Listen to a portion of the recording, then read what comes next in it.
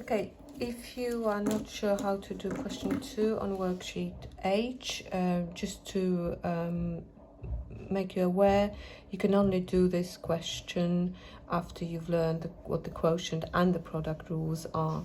So I'm going to go ahead and do that for you. Well, the first part A and part B, you can do C and D. So first of all, tan x is equal to sine x over cos x. So clearly here you're going to differentiate a quotient, divide two functions divided. So you're going to call u sine x and v cos x. Then u dash is going to be cos x and v dash is minus sine x. So quotient rule, let me just remind you, u over v dash is going to be vu dash minus uv dash over v squared. So the derivative that we want to find, so the tan differentiates to, in the bottom is going to go v squared is cos squared x. On the top you're going to do vu dash, so it's cos x times cos x minus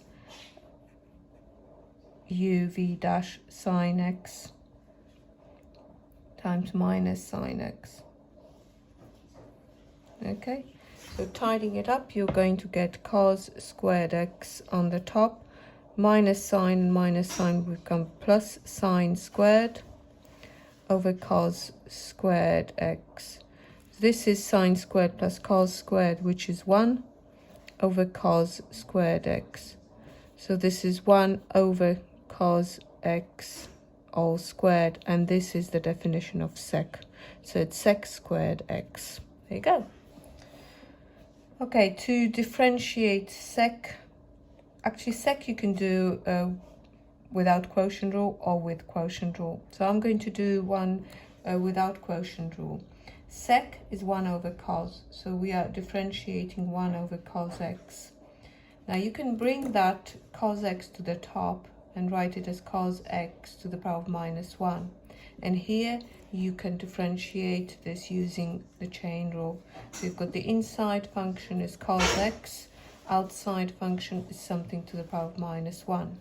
So the differentiated answer is going to be, well, let's do the outside function first. So it's minus 1 times the inside function to the power of minus 2. We've reduced the power by 1. But you need to leave the inside function intact and then follow this by the derivative of the inside function. So it's minus sine x. So here we have minus and minus become plus. So you'll have sine x.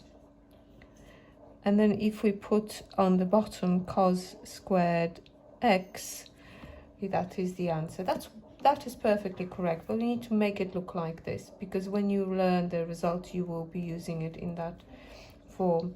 So you're simply going to split this. If you want to just check, that is 1 over cos x times sine x over cos x.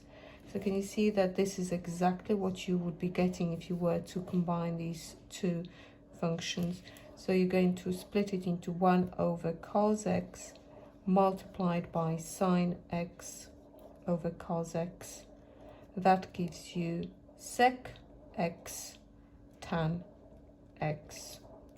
There you go.